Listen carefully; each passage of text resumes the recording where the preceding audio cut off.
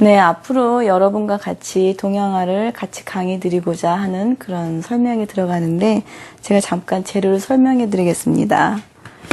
문방사우라고 해서 분, 먹, 벼루, 종이 이렇게 4가지가 필요한데 처음 이제 재료에서 물통이 필요해서 제가 물통에다가 먼저 물을 따르고요.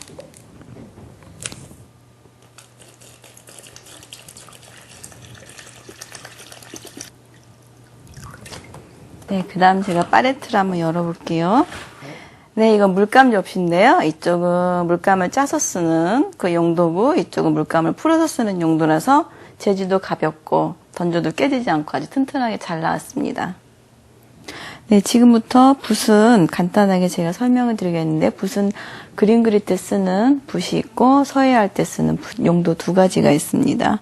근데 그림 그릴 때는 이제 채색하는 붓이 있고, 또 산수할 때 쓰는 붓이 있고, 사군자 할 때 쓰는 붓이 있고, 또 이제 면상필이라고 이제 세밀하게 선을 칠 때, 이렇게 인물화 그릴 때나 세밀한 부분을 표현할 때 쓰는 그런 세필이 있는데요. 네, 한국화에서 쓰이는 붓이 이렇게 2가지 용도가 쓰이는데, 이거는 산수 용도 있고, 또 채색 용도가 있습니다. 근데 산수붓은 이렇게 붓털이 길어요. 그리고 채색붓은 빗털이 산수형에 비해서 좀 짧아요. 그래서 채색붓으로 어떤 것이 채색붓이 잘 모르실 때는 이렇게 붓털이 짧은 것은 무조건 다 채색붓으로 사용한다는 걸 아시고요. 그리고 황모는 산수용이나 화조나 다 똑같이 이렇게 황모는 다 사용할 수 있는 붓이에요. 왜냐하면 붓에 좀 힘이 좀 좋거든요.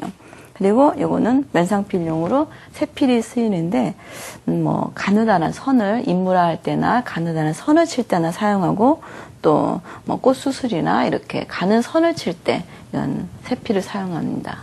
그리고 이 붓은 산수할 때는 이제 보통 장유붓이라고 붓털 속에 이렇게 싱이 박혀 있어요. 그래서 붓이 좀 힘이 좋거든요. 그래서 산수할 때는 보통 장유붓을 많이 사용해요.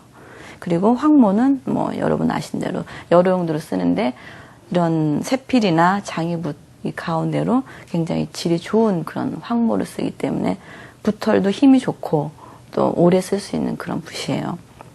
채색붓은 붓털이 짧은 그런 단점이 있는데 채색을 할 때는 좀 넓은 면을 한꺼번에 그런 몰골 기법으로 사용할 때도 이런 채색붓을 사용하기 때문에 이런 붓털이 좀 두툼하고 짧아요. 네, 이것은 사군자 용도의 붓인데요. 일반적으로 전문가용 또 일반이 많이 쓰이는 붓, 이거는 학생들이 많이 쓰이는 학생용 붓, 사군자 붓이 있는데요. 사군자 붓인지 산수화 붓인지 아니면 한글 붓인지 붓이 다 길이가 비슷비슷해요. 그래서 구분을 한번 지어볼게요. 자, 이 붓은 아까 설명한 산수화 붓인데 이 사군자 붓보다는 붓터도 약간 작고 또 붓대도 약간 짧아요.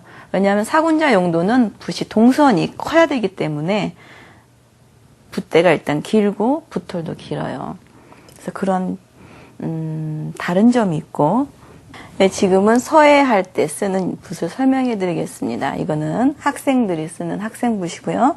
이쪽 붓은 전문가들이 사용하는 전문가용 붓이고, 이쪽은 한글 서예할 때 쓰는 한글 붓입니다. 네, 그러면 지금까지 붓에 대해서 설명이 쭉 들어갔는데요. 다시 한번 설명해 드리겠습니다. 이건 장유붓, 산수화 붓이고요. 네, 이 붓은 채색붓, 붓 길이도 작고 붓털도 짧아요. 그리고 같이 황모. 그다음에 이거는 면상필, 세필 종류고요. 자, 이거는 사군자 붓이고요. 이쪽 거는 서예붓입니다. 자, 서예붓하고 사군자 붓하고 차이점은 이렇게 붓 길이가 긴 것은 사군자 붓이고 붓대 길이가 짧은 것은 서예붓입니다. 지금까지 붓에 대해서 설명이 들어갔습니다. 근데 한 가지 더 조금 더 고급스러운 붓을 더 선보여 드리겠습니다. 이 붓은 무형문화재 5호의 장인정신으로 만든 붓의 명가 대흥당 붓으로 여기 앞에는 서예붓이고요. 그 다음에 뒤에는 사군자 붓 이렇게 보여드렸습니다. 네, 문방사우 중에 벼루가 들어가는데요. 벼루는 일반적으로 사용할 때 학생들이 많이 저렴한 가격으로 사용할 수 있는 벼루가 있고요. 그 다음에 남포석으로 이렇게 벼루 뚜껑 없는 거하고 뚜껑이 있는 거하고 사용하는데요. 뚜껑이 있는 것은 먹물을 쓸 때 먹물이 날아가지 않게 하기 위해서 뚜껑을 달아주는 그런 용도로 이렇게 해서 이 벼루를 많이 사용하고 있어요. 그리고 먹물을 갈 때도 이 먹도 여러 가지 종류가 있는데, 보통 일반적으로 쓰는 먹, 일심양이랄지, 무량광이랄지 이런 종류를 쓰는데, 그 다음에 좀 더 전문가적으로 좀 더 좋은 먹 쓰고 싶으면은 이제 어락을 쓰고 있고요. 그 다음에 먹을 갈 때 시간이 많이 요하기 때문에, 한편으로는 먹물을 그냥 부어서 사용할 수도 있습니다. 이렇게. 그리고 한 가지 더, 그리고 연적은 기본적으로 먹을 갈기 전에 물 붓고 사용하는 건 여러분 다 아실 겁니다. 네, 채색 물감으로 제가 즐겨 쓰는 물감입니다. 그리고 한 가지 더, 좀 더 편리하게 쓰기 위해서 접시 물감도 준비되어 있습니다. 제가 주로 쓰는 물감입니다. 제가 한번 물감을 짜보겠습니다. 이 물감은 그때그때 바로 쓸 수 있는 물감의 용도니까 튜브 물감이 제일 적당한 것 같아요. 네, 그러면 이 제품에 대해서 간략하게 설명을 드리겠습니다. 그때그때 짜서 쓰는 튜브 물감이 있고, 그 다음에 접시 물감, 나중에라도 굳혀서도 쓸 수 있는 접시 물감이 있고, 두 가지 용도가 있습니다. 이제 종이를 설명해 드리겠습니다. 서예 용도로 많이 쓸 때는 옥당지를 많이 사용하고요. 그리고 사군자나 이런 그림 그릴 때는 보통 순지를 많이 사용합니다.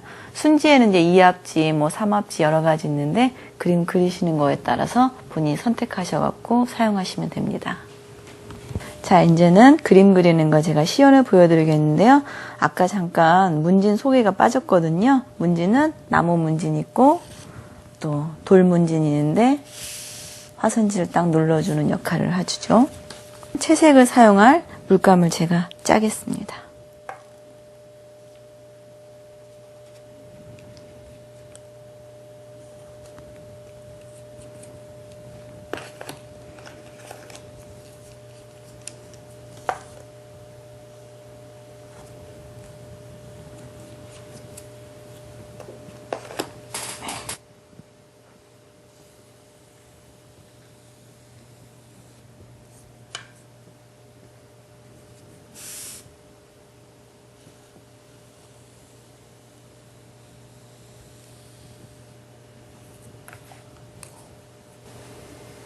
처음에 난을 칠 때 이 봉황새의 눈을 만들어준 다음에 3번 선은 봉황새 눈을 깨뜨려주는 파봉안이죠.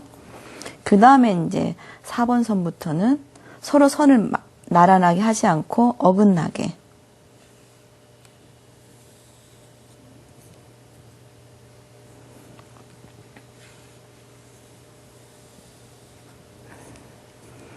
난 길이도 나란하게 하지 않고요. 서로 대칭형으로 이제 다른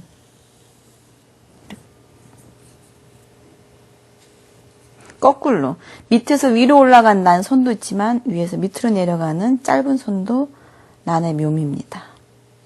반드시 뾰족 끝이 뾰족한 난 있는 게 아니고 가다가 선이 탁 끊기는 난도 있습니다. 자, 이 난 뿌리도요. 평면이 되지 않게 약간 뾰족하게 밑둥도 뾰족하게 처리해 주는 게 좋고요.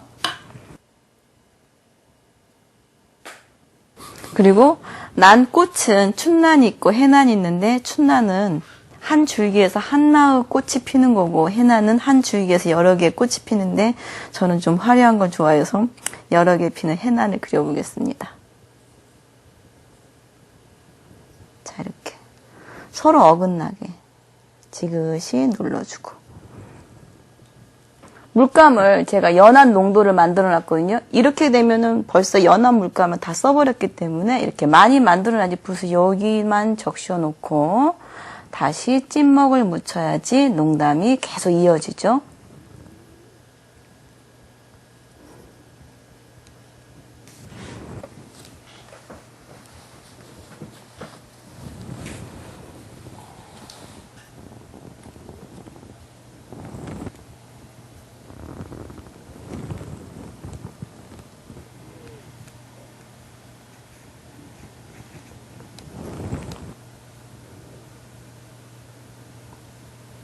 는 돌멩이 난이 있으면 이제 돌멩이를 찍어줘야 되는데요. 돌멩이는 먹으로도 많이 사용하는데 저는 채색을 좀 넣어보겠습니다.